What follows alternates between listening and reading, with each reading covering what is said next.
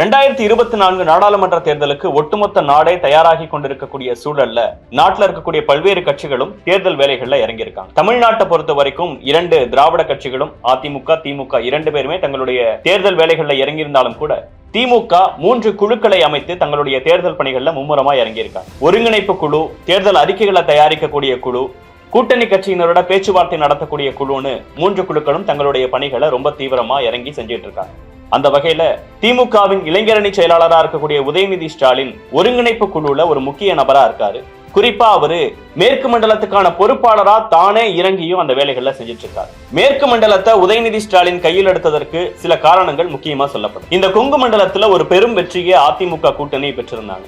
குறிப்பா இந்த கொங்கு மண்டலம்னு சொல்லக்கூடிய இடத்துல ஒரு 10 மாவட்டங்கள் வருது. இந்த 10 மாவட்டங்கள்ல 68 தொகுதிகள், சட்டமன்ற தொகுதிகளை உள்ளடக்கியது இந்த 10 மாவட்டம். அந்த 68 தொகுதிகள்ல 44 தொகுதிகள் அதிமுக கூட்டணியின் வசம் கிடைச்சிருக்கு. மீதி இருக்கக்கூடிய 24 தொகுதிகள் மட்டும்தான் திமுக வெற்றி பெற்றுச்சு. அதிமுக இவ்வளவு பெரிய எதிர்கட்சியா உருவெடுத்ததற்கு மிக முக்கிய காரணமா கொங்கு மண்டலத்துல அதிமுகவுக்கு கிடைச்ச வாக்குகளும் அங்க கிடைச்ச வெற்றியும் தான் மிக முக்கிய காரணமா பார்க்கப்படுது. திமுக வெற்றி பெற்று ஆட்சி அமைத்தாலும் கூட கொங்கு மண்டலத்துல திமுக கைவிட்டது. நம்ம நிறைய இடத்தை ஜெயிச்சிருக்க முடியும், அந்த இடங்கள்லாம் கிடைக்கல. குறிப்பா கோவையில ஒரு இடத்துல கூட திமுக கூட்டணி ஜெயிக்கல. சேலத்துல சற்று பின்னடைவு. மற்ற கொங்கு மண்டலத்துல எல்லா பகுதிகளிலும் நினைச்ச அளவுக்கு ஜெயிக்க முடியல.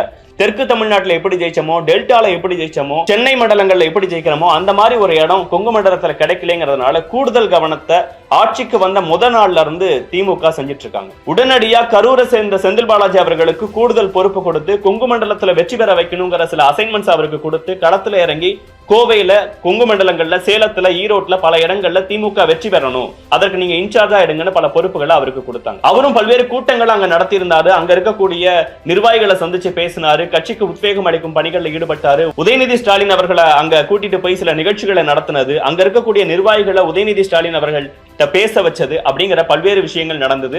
உள்ளாட்சி தேர்தலையே இந்த மாதிரி நிகழ்வுகள்னால ஒரு பெரும் வெற்றியை திமுக ஈட்டினது. நாடாளுமன்ற தேர்தலையும் கூட திமுக கொங்கு பகுதிகளில் ஒரு பிரம்மாண்டமான வெற்றியை பெற்றிருந்தாலும் கூட சட்டமன்ற தேர்தலில் திமுகவால கொங்கு பகுதிகளில் ஒரு எதிர்பார்த்த வெற்றியை பெற முடியாது. இப்ப வரைக்கும் கொங்கு மண்டலத்தின் மேல ஒரு அதீத கவனத்தை திமுக செலுத்திட்டு வரதை நம்ம பார்க்க முடியுது. வெற்றி பெற்று கொங்கு பகுதிக்கு தமிழ்நாட்டு முதலமைச்சராக இருக்கக்கூடிய மு.க. ஸ்டாலின் அவர்கள் போகும்போதே சில ஹேஷ்டாக்ஸ் எல்லாம் அங்க ட்ரெண்ட் செய்யப்பட்டது. கோபேக் ஸ்டாலின் உட்பட சில ஹேஷ்டாக்லாம் அங்க போய் ஸ்டாலின் அவர்கள் பேசும்போதும் முக்கியமா சில விஷயங்களை குறிப்பிட்டாரு. அதுல என்னன்னா, எனக்கு ஓட்டு போட்டவங்களுக்கு மட்டும் இல்ல, ஓட்டு போடாதவங்களுக்கும் சேர்த்து நான் என்னுடைய ஆட்சியை தருவேன், உங்களுக்கும் நான் நல்லது செய்வேன் அப்படிங்கிற தொனில நிறைய விஷயங்களை பேசினதை நம்ம பார்க்க முடிஞ்சது. சோ இந்த சரௌண்டிங்ஸ்ல பார்க்கும்போது ஸ்டாலின் அவர்கள், உதயநிதி ஸ்டாலின் அவர்கள் கொங்கு மண்டலத்தின் மேல ஒரு அதீத கவனத்தை செலுத்தி எப்படியாவது அடுத்தடுத்த தேர்தல்களில் நீண்ட கால நோக்கில் கொங்கு பகுதிகளில் திமுக மறுபடியும் மீண்டும் ஒரு மிக பெரும் வெற்றியை பெற வேண்டும் அப்படிங்கறத தங்களுடைய மனசுல வச்சு பல்வேறு வேலைகளை பார்த்துட்டு இருந்தாங்க. இந்த சூழல்ல தான் செந்தில் பாலாஜி அவர்கள் சிறைக்கு செல்ல வேண்டிய ஒரு சூழல் ஏற்படுது. அந்த சிறைக்கு செந்தில் பாலாஜி சென்றனால கொங்கு பகுதியில மீண்டும் அங்க இருக்கக்கூடிய நிர்வாகிகள்கிட்ட ஒரு சுணக்கம் ஏற்படுது. அங்க ஒரு உற்சாகமா அவர்கள் வேலை செய்ய முடியாத சூழல் இருக்கு. மீண்டும் கொங்கு பகுதி திமுகவால ஜெயிக்க முடியாத ஒரு சூழலா தான் இருக்கும் அப்படிங்கறத பார்க்க முடிஞ்சது. அதை தாண்டி அதிமுகவின் பொதுச் செயலாளராக இருக்கக்கூடிய எடப்பாடி பழனிசாமி கொங்கு மண்டலத்தை சேர்ந்தவர்.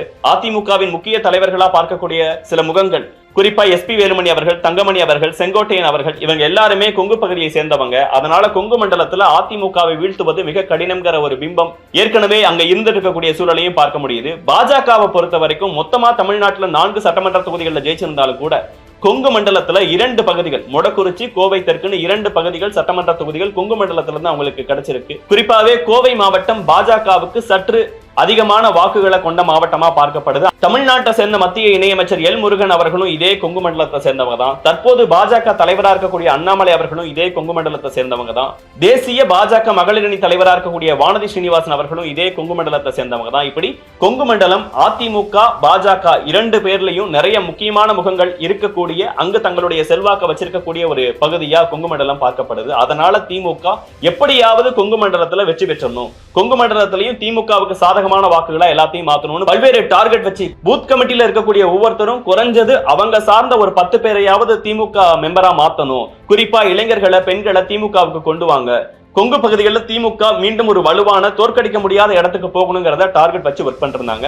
ஏற்கனவே ஆட்சியில் இருந்த எடப்பாடி பழனிசாமி அவர்களும் கொங்கு பகுதிகளுக்கு பல்வேறு நலத்திட்டங்களை செஞ்சது.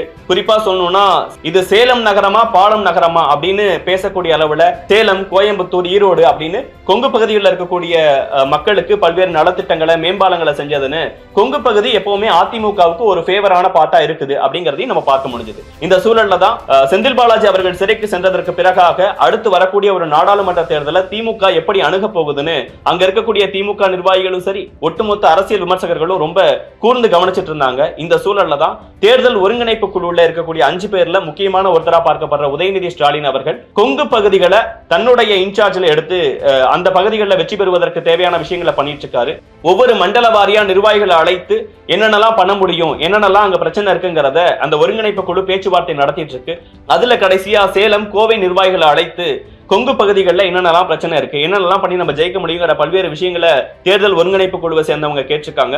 குறிப்பா உதயநிதி ஸ்டாலின் அவர்கள் சேலம் நிர்வாகிகளை சந்திக்கும் போது கடந்த சட்டமன்ற தேர்தலில் ஏன் சேலம் மாவட்டத்துல திமுக இவ்வளவு தோல்வியை சந்திச்சது, அதிமுக வெற்றி பெற என்ன காரணம்னு பல்வேறு கேள்விகளை எழுப்பியிருக்கார். நாடாளுமன்ற தேர்தல் வெற்றிங்கிறது நமக்கு ரொம்ப முக்கியம், எக்காரணம் கொண்டு ஒரு சீட்டை கூட விற்றக்கூடாதுன்னு உதயநிதி ஸ்டாலின் அவர்கள் அந்த நிர்வாகிகள்கிட்ட பேசினதா நமக்கு கிடைச்சிருக்கக்கூடிய தகவல்கள் இருக்கு. தற்போது இளைஞரணி மாநாட்டை சேலத்துல நடத்தினதும் சேலம் பகுதியில கொங்கு பகுதிகளில் திமுகவை மீண்டும் ஒரு வலுவான இயக்கமா மாற்றுவதற்கும் தோல்வியடைய வைக்க முடியாத ஒரு இயக்கமா மாற்றுவதற்கும் உதயநிதி ஸ்டாலின் அவர்கள் திட்டமிட்டு அதற்காக ஒரு பிளானா தான் சேலத்துல இந்த மாநாட்டை நடத்தினதையும் பார்க்க முடிஞ்சது. கொங்கு மண்டலம்னு சொல்லக்கூடிய 10 மாவட்டங்கள்ல 8 மாவட்டங்கள்ல திமுக என்னென்ன திட்டங்களை வச்சிருக்கு, யார் யாரெல்லாம் களமிறக்க முயற்சி பண்ணிட்டு இருக்காங்கிறத நம்ம பார்க்கலாம். தற்போது சேலம் எம்பியா இருக்கக்கூடியவர் திமுகவை சேர்ந்த SR பார்த்திபன். மீண்டும் அவருக்கு சீட்டு கிடைக்கிறது சற்று கடினமான விஷயம் தான் சொல்லப்படுது. காரணம், அவருக்கு மக்கள்கிட்ட போதிய அளவுக்கு ஒரு அங்கீகாரம் இல்ல.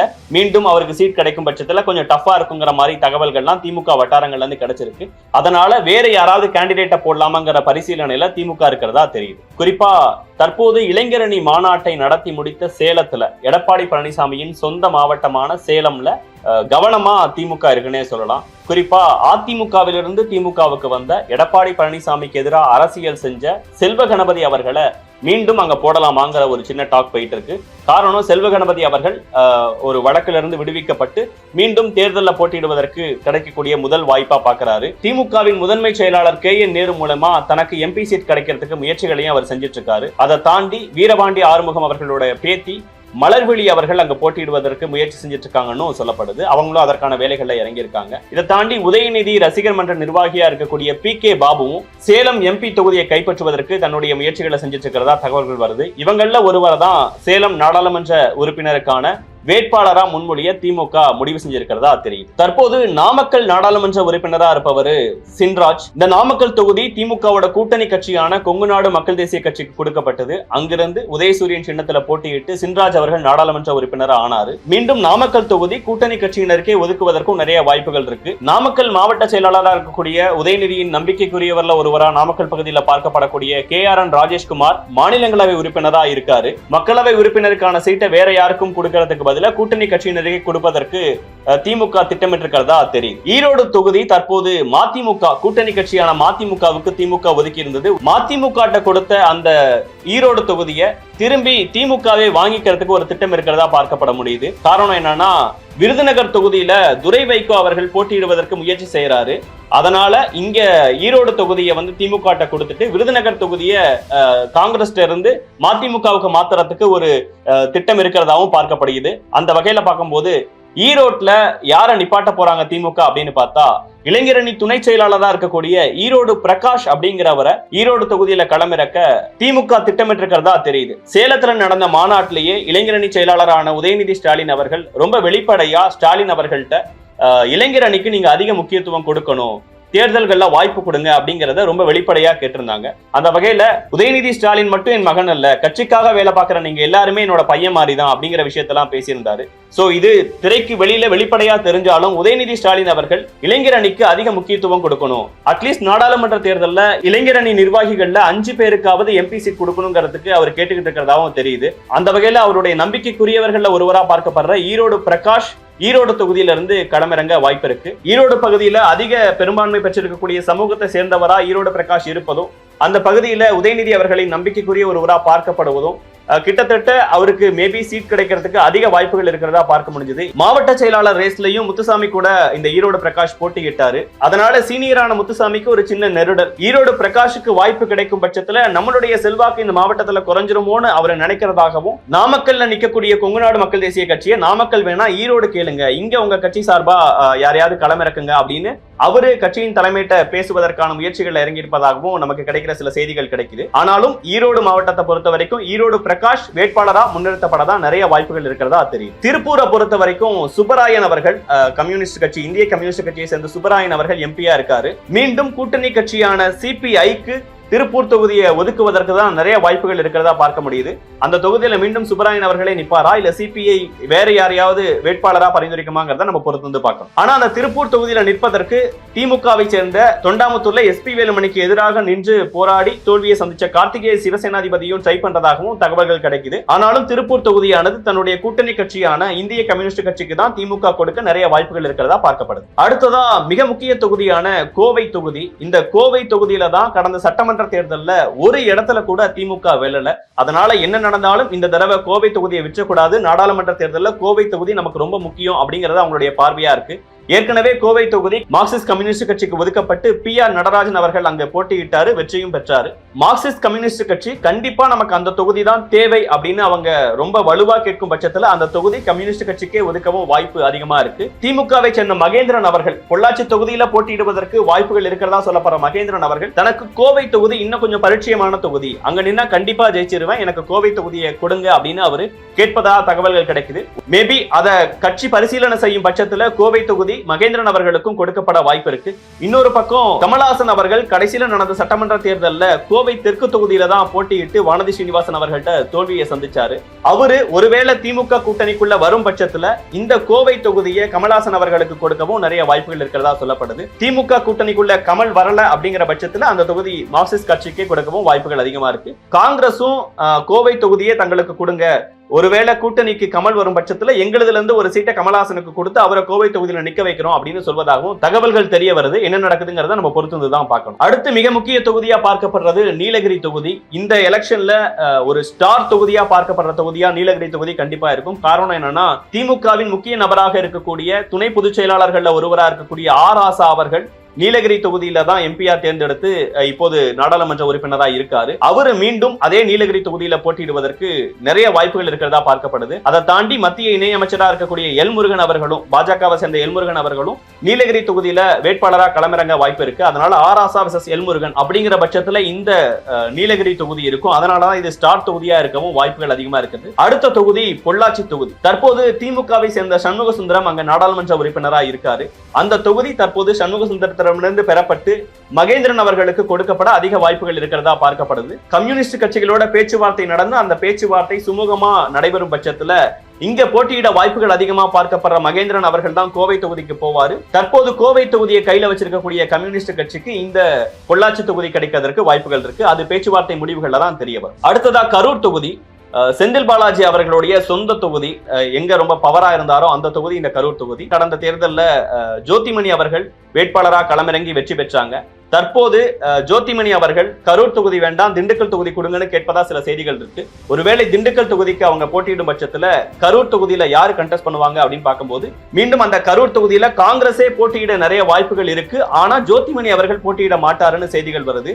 திமுக கரூர் தொகுதியில களமிறங்க வாய்ப்புகள் சற்று கம்மியா தான் இருக்கிறதா பார்க்கப்படுது. காரணம் செந்தில் பாலாஜி அவர்களுடைய தற்போதைய ஆப்சன்ஸ் அண்ட் MR விஜயபாஸ்கர் அங்க ரொம்ப நாளா ஒர்க் பண்றது. இந்த காரணங்களாலையும் காங்கிரஸ் தொடர்ந்து கரூர் தொகுதி தங்களுடைய வலுவான தொகுதின்னு பார்க்கப்படுற காரணத்தினாலையும் கரூர் தொகுதி காங்கிரசுக்கு கொடுக்கப்பட வாய்ப்புகள் அதிகமா இருக்கு. ஆனா அதே கரூர் தொகுதியில போட்டியிட்டு வெற்றி பெற்ற ஜோதிமணி அவர்கள் அந்த தொகுதியில நிற்காம திண்டுக்கல் தொகுதியில போட்டியிடுவதற்கு நிறைய வாய்ப்புகள் இருப்பதா பார்க்கப்பட முடியும். தற்போது கிடைத்திருக்க தகவல்கள் படி யார் யார் எங்கெங்க நிக்க வாய்ப்பு இருக்கு, திமுக என்ன திட்டங்கள்லாம் கையில வச்சிருக்குங்கிறத நம்ம இந்த வீடியோல பார்த்தோம். தேர்தல் முடிவுகள் வந்த பிறகுதான் உண்மையாலுமே கொங்கு மண்டலம் அதிமுகவோட கோட்டை தானா இல்ல திமுகவோட கோட்டையான்னு நம்ம பார்க்கணும்.